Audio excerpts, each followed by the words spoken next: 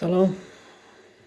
Bu videoni ko'rayotgan bo'lsangiz, demak mening ijtimoiy tarmoqdagi qaysidir sahifamga yoki kanalimga a'zo bo'lgan hisoblanasiz.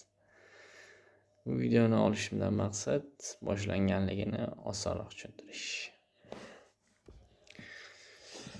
Xo'p, sen kimsan deydiganlar uchun, tanimaganlar uchun men Tugalboyev Ro'zmuhammad, Sirdaryo viloyati Sardoba tumanidanman.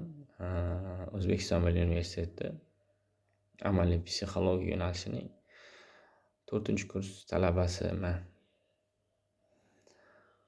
Xo'p, men nimani ko'rsatmoqchi, o'zi nima olib chiqyapsan, nima haqida gapirmoqchisan deb so'rasangiz, amaliy psixologiya sohasida tushuntirish kerak bo'lgan ko'p narsalar bor.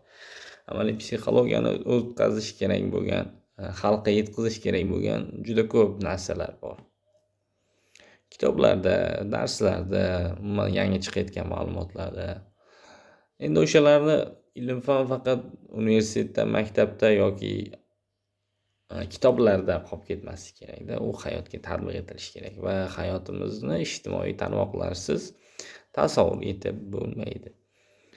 Ijtimoiy tarmoqlarni ham professional sohaga yuritish kerak bo'lgan, o'zi kam sonli sohalar bor, ijtimoiy tarmoqlar bor. Facebook, LinkedIn, YouTube, bular professional faoliyat yuritish uchun eng yaxshi saytlar. Instagram xohlamayman unga qo'yishni hozircha, balki keyinchalik bo'lar, hozir yo'q.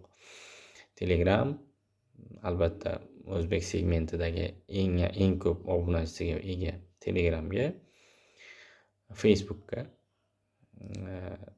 YouTube'ga va LinkedIn degan sayt bor. Twitterga kirishni xohlaganlar uchun Twitter ham bor, Twitter X. Shunga ham qo'yib boramiz. Qolganini keyingi videoda aytib o'taman.